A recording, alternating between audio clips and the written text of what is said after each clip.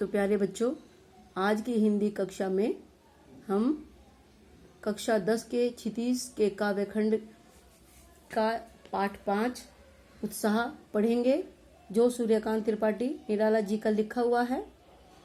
सूर्यकांत त्रिपाठी मुक्त छंद के प्रवर्तक माने जाते हैं, एक छायावादी कवि हुए हैं और इनका जन्म मेदिनीपुर जिले के महिसादल रियासत में हुआ था। इनका पूरा जीवन ही कष्टों से भरा रहा।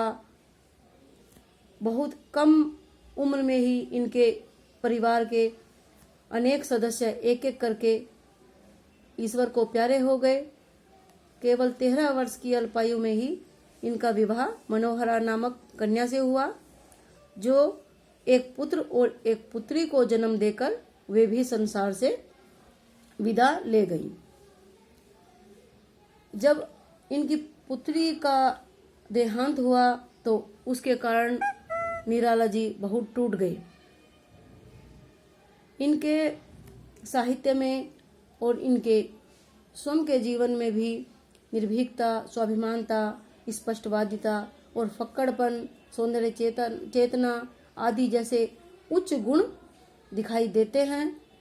इनका जीवन स्वामी रामकृष्ण परमहंस और विवेकानंद जी से बहुत प्रभावित था।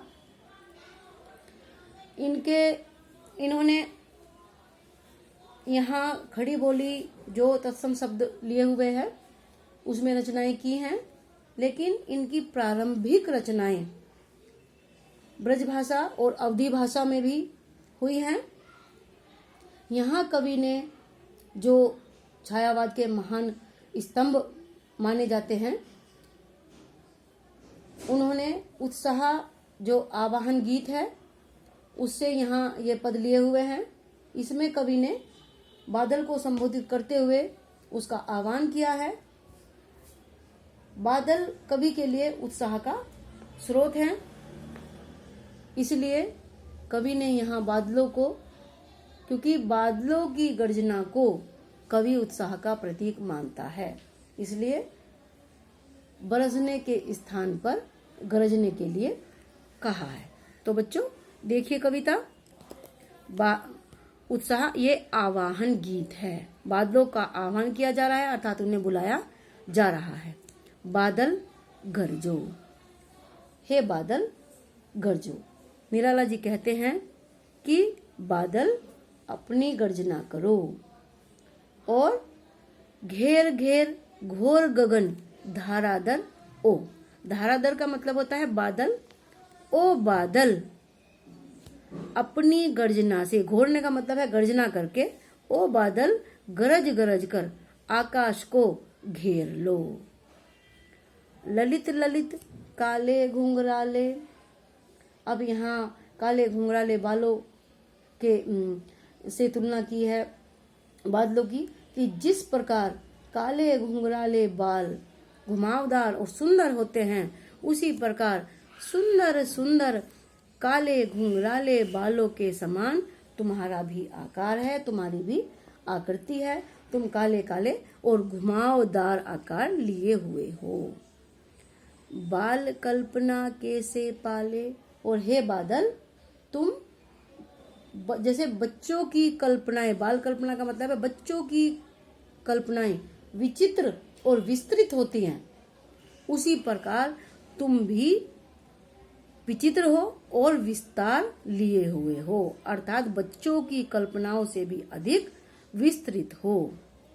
विद्युत छवि उर में, बिजली की छवि उर में हृदय में धारण करने वाले बादल, और कवि नव जीवन वाले।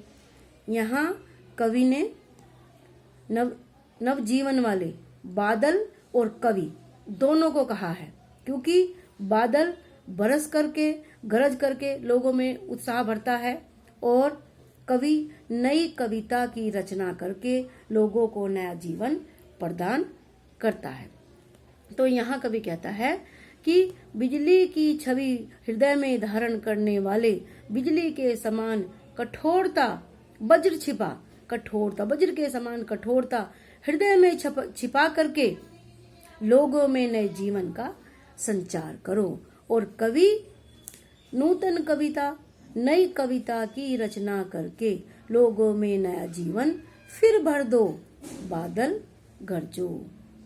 कहने का तात्पर्य यह है कि कवि कहना चाहता है कि बिजली के समान कठोरता को अपने हृदय में छिपा करके तुम बरसकर और गरजकर लोगों में नया जीवन भर दो।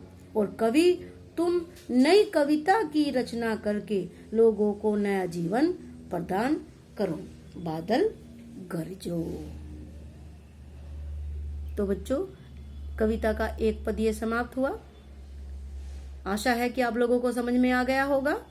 किसी का भी अगर कोई डाउट रह जाता है या समझ में नहीं आता है तो आप लोग मेरे व्यक्तिगत नंबर पर कॉल करके पूछ सकते हैं। शेष अगली वीडियो में। धन्यवाद।